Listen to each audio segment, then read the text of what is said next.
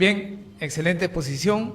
Le damos pase al magíster José Urbiola, docente de la institución pedagógico José Carlos Mariátegui, quien nos va a hablar sobre la alimentación saludable.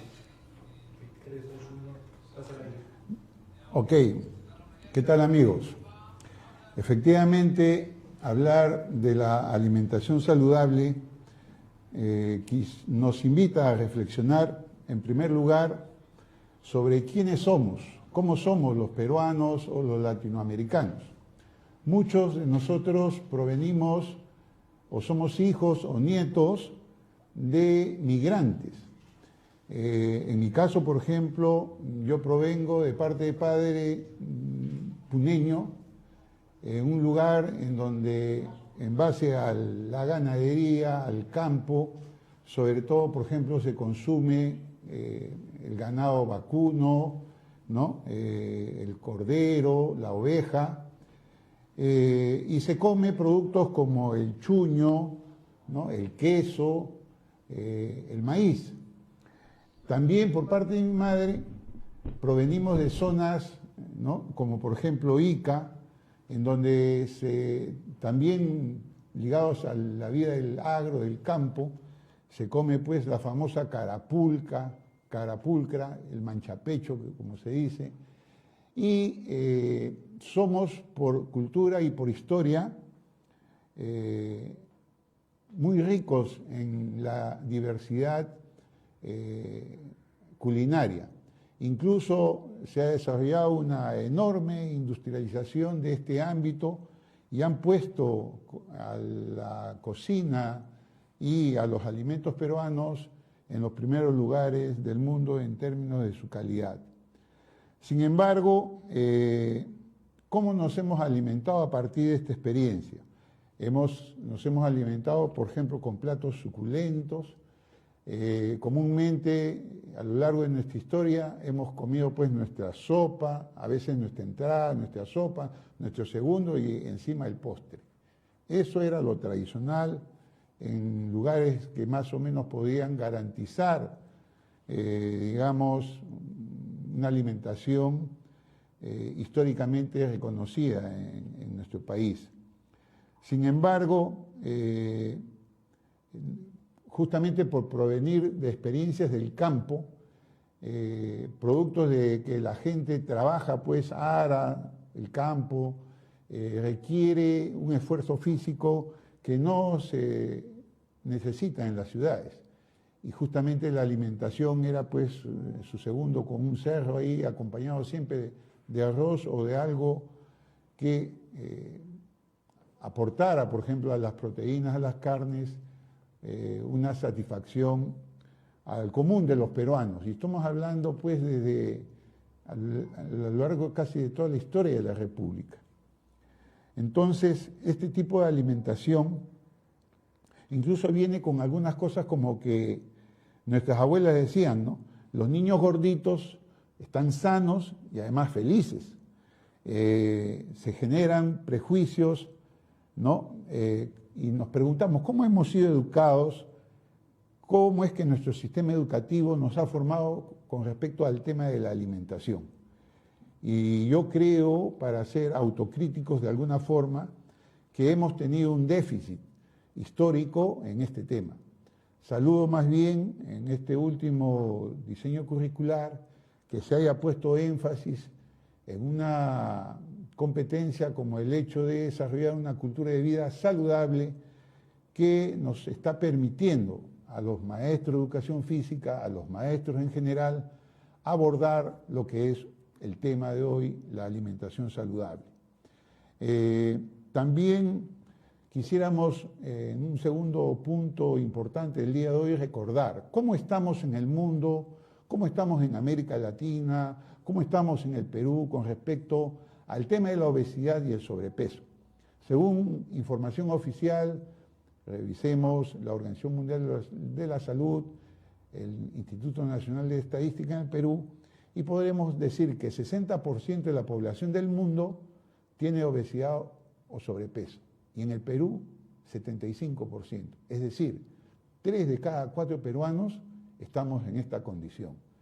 Y esta condición nos invita pues a entender que una población que tiene esta condición va a ser una población rodeada de un conjunto de enfermedades, de males, ¿no es cierto?, asociados a los males cardiovasculares, a los males respiratorios, a la diabetes, a las artrosis, a las alergias incluso, y a males mentales, como el estrés, la ansiedad y la depresión.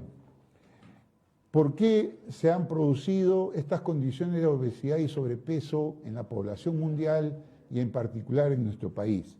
Un factor importante de ello es el nivel de desarrollo social, económico, productivo, en donde, bueno, la aparición de grandes medios de transporte, el avión, los barcos, los automóviles en las ciudades, el proceso de urbanización propiamente incluso dicho, porque en el año 1928 3 de cada 4 peruanos vivían en el campo y hoy es exactamente al revés. 3 de cada 4 peruanos vivimos en las ciudades, fundamentalmente a lo largo de la costa, ¿no?, del Perú. Entonces este proceso de urbanización ha generado, ¿no?, conjuntamente con el tema de la falta de comprensión de cómo debería ser una alimentación saludable, esta problemática. ¿Qué hacer ante una situación como esta? Efectivamente, yo creo que debemos tener en cuenta 3 grandes pilares. 1, la ejercitación. Y como hemos escuchado con el anterior amigo ponente, la ejercitación tiene 2 grandes ámbitos. La ejercitación como parte de la cultura de una vida saludable y la ejercitación como práctica deportiva.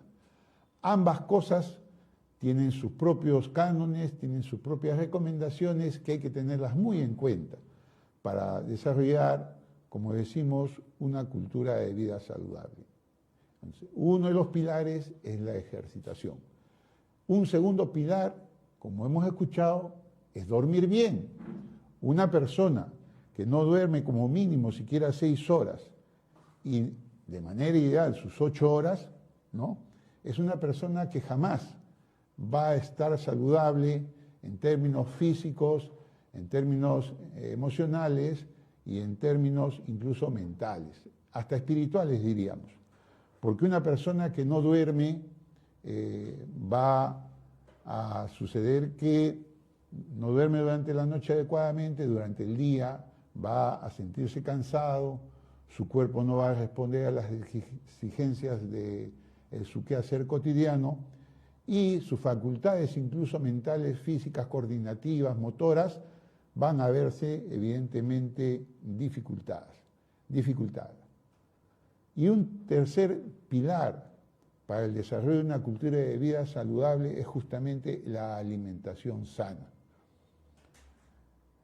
Cuando hemos dicho en el primer pilar sobre la ejercitación, nosotros debemos tener en cuenta que, por ejemplo, no se necesita, ¿no es cierto?, grandes para el desarrollo de la ejercitación como parte de una cultura y no solo como el ámbito deportivo, no se necesita pretextos para su realización, no se necesita mucho dinero, no se necesita más que la comprensión de la importancia justamente de la ejercitación.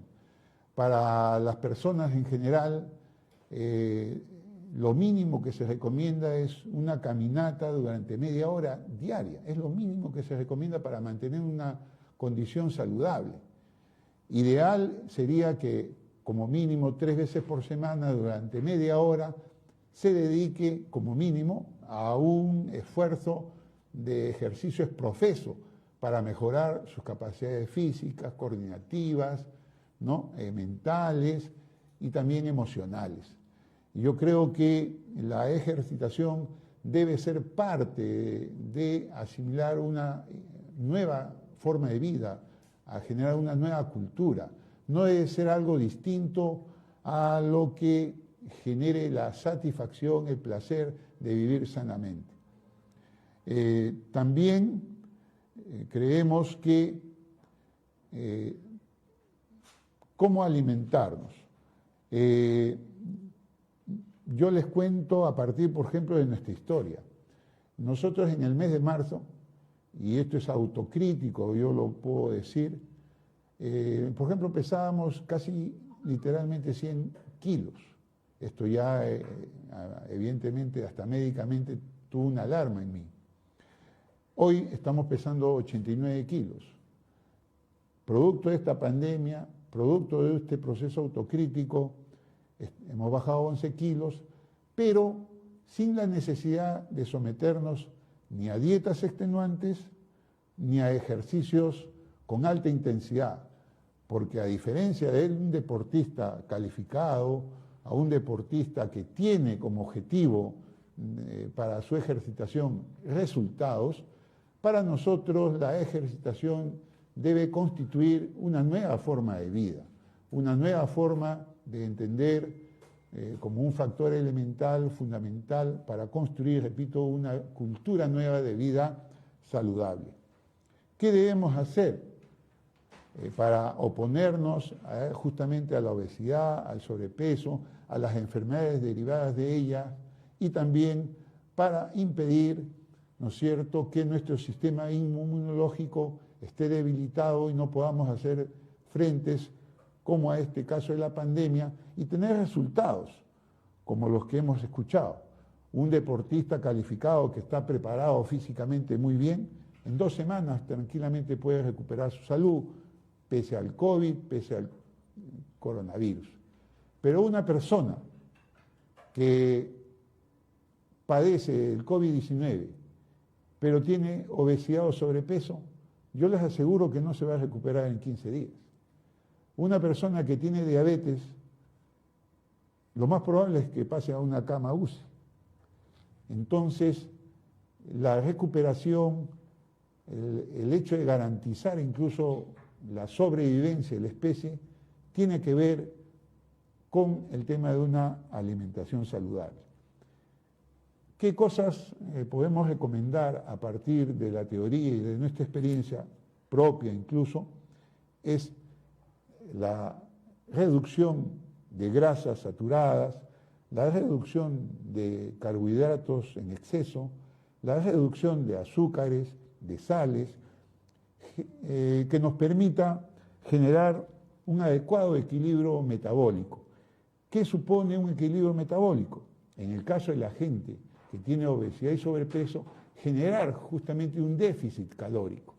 ¿Qué quiere decir un déficit calórico? Que las actividades, el esfuerzo, el trabajo que yo realizo durante toda una jornada sea mayor en términos de consumo que las calorías que yo consumo a través de la alimentación. Porque, ¿qué cosa es alimentarse? Alimentarse sanamente es generar las energías necesarias para sobrevivir, ¿no? Y, por lo tanto, satisfacer, ¿no?, uno de los factores fundamentales de la sobrevivencia, de la reproducción de la especie, pero también de generar un nivel de satisfacción, de autoestima y de mejora, repito, de la calidad de vida de una persona. ¿Qué supone este asunto? Aquí no hay secretos. 1 más 1 es 2. Si tú consumes más calorías que las que gastas en el día, vas a seguir acumulando grasa en tu cuerpo. El cuerpo tiene 2 tipos de grasa básica y fundamental, aquella que está a nivel subcutáneo y en los órganos principales del cuerpo, que son parte de la estructura natural del ser humano.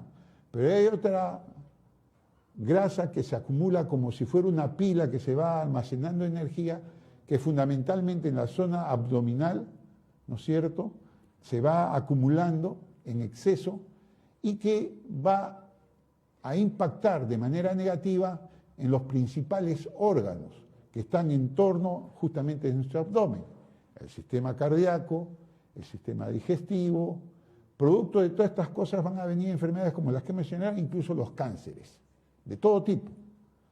Entonces, la acumulación excesiva de grasas invita a entender este concepto de generar un déficit calórico en la alimentación saludable.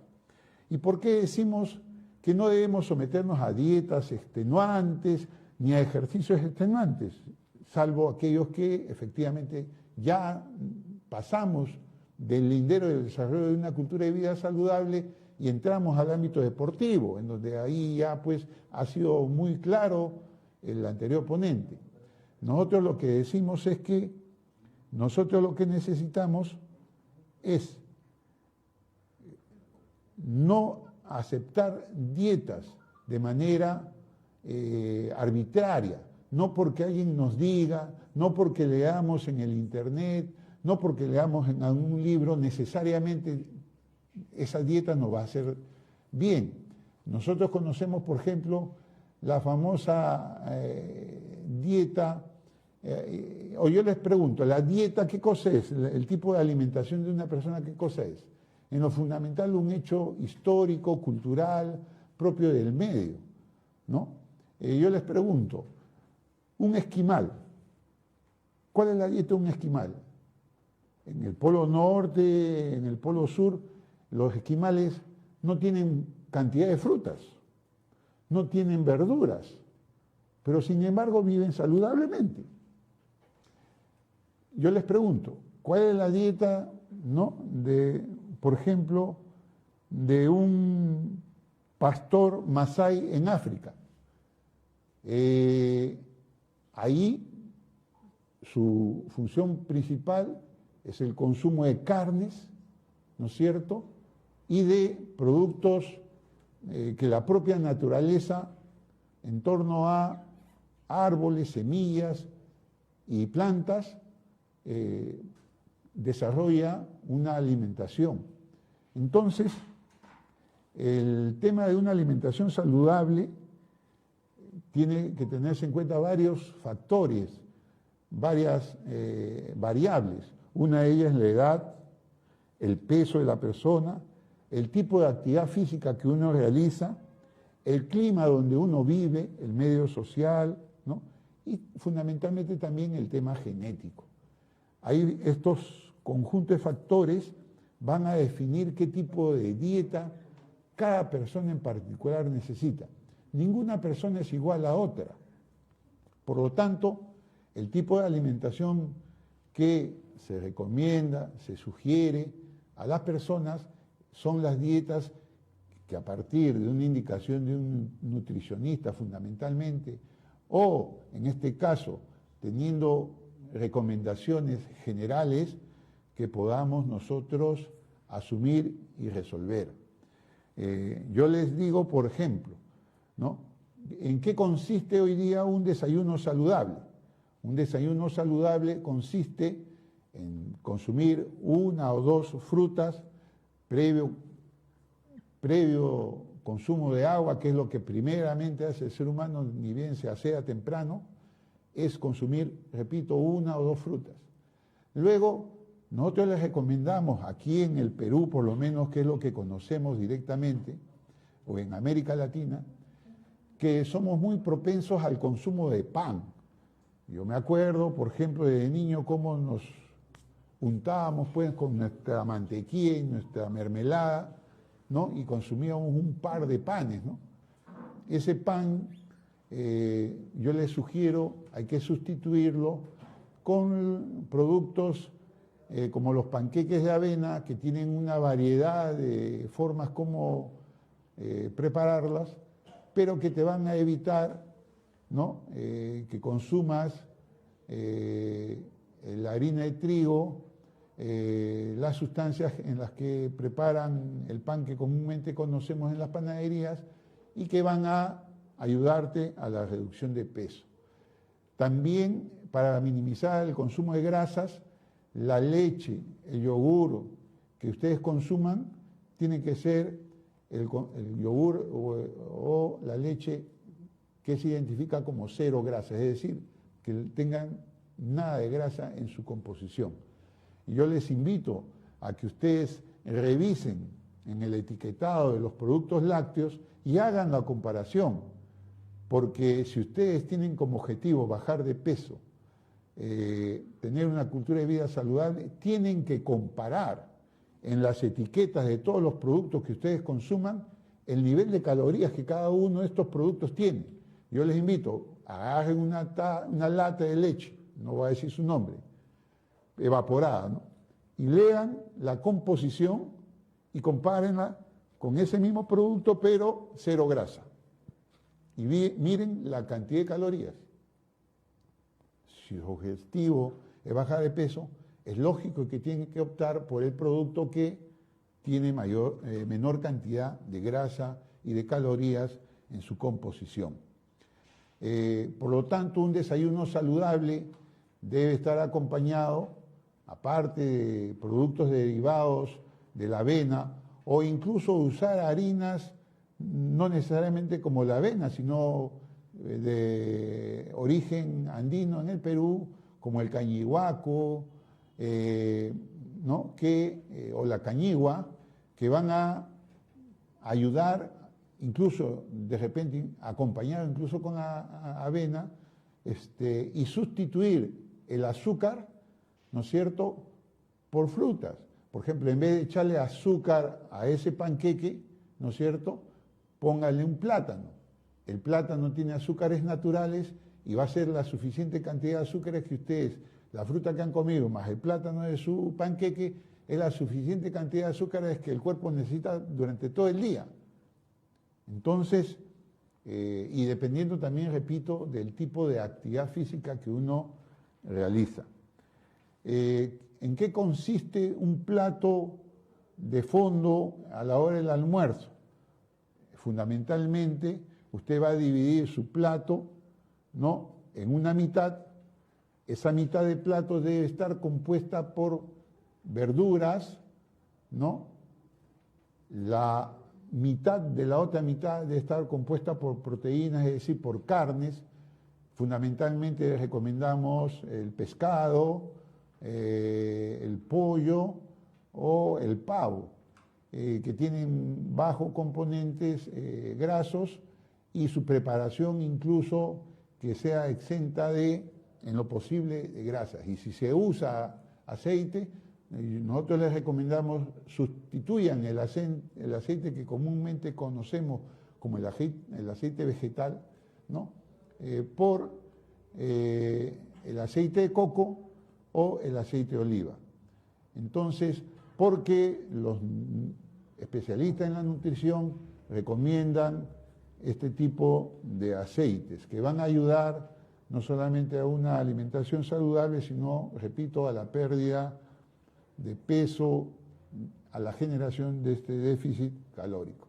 Y finalmente el plato, en el último cuarto de plato que quedaba, debe estar compuesto por carbohidratos. Y los carbohidratos se recomienda que no sean mezclados. Si usted va a comer camote, coma camote. Si va a comer, no sé, menestras, coma menestras, pero no mezcle. No digo, miren, no hay fórmulas secretas. De lo que se trata es que el conjunto de calorías generadas por la alimentación de una persona sea menor, evidentemente, que la que se genera por el tipo de actividad que realiza durante el día. Y finalmente, nosotros recomendamos en hora de la noche evitar los carbohidratos, ¿no? Bastaría con su nivel de proteínas y de verduras o frutas, un mate o su leche, pero evitar, incluso comer tarde. No es recomendable comer muy tarde, porque evita un sueño adecuado, hace que el cerebro, el corazón, todo el aparato, incluso digestivo, genere mayor energía y uno no descanse adecuadamente. Estas son algunas recomendaciones generales que podríamos nosotros en esta oportunidad señalarles a ustedes y que espero que con las preguntas que ustedes puedan hacer, de repente podamos complementar alguna necesidad de su interés. Muchas gracias. Bien.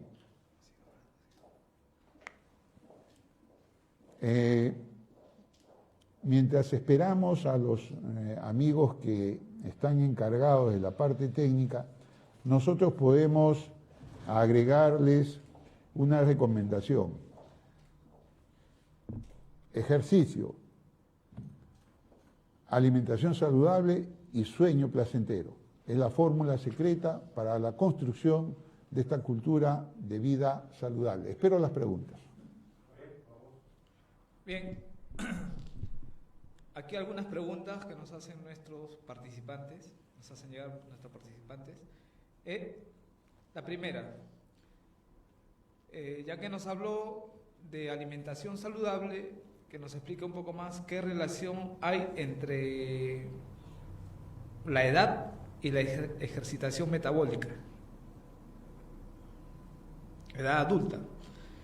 La segunda pregunta, también habló sobre alimentación saludable. ¿Qué importancia tiene el lonche? Nos habló de un desayuno saludable. Aquí desean saber qué importancia tiene el lonche y si también debe ser saludable. Y la tercera, háblenos si es recomendable el consumo de enlatados como el atún en las noches. Bien. La edad, como hemos indicado, es una de las variables que van a definir nuestra condición de alimentación saludable. En la edad adulta se recomienda, pues, fundamentalmente, acompañado del ejercicio, que su consumo de la fórmula es general, sirve para todas las edades, ¿no? Si uno tiene un peso adecuado, no tiene sobrepeso, el consumo de calorías deben ser cubiertas, ¿no es cierto?, por las calorías que uno ingiere en su alimentación. Y eso se ve desde sus comidas de todo el día. Hay algunas personas y su medio cultural invitan, pues, a tener desayuno, un aperitivo, un refrigerio a media mañana, almuerzan, otro consumo a media tarde, el famoso lonchecito que acaban de ser referido, e incluso la cena. Hay algunos que comen, pues, 5 veces al día, otros comen sencillamente 3 veces al día.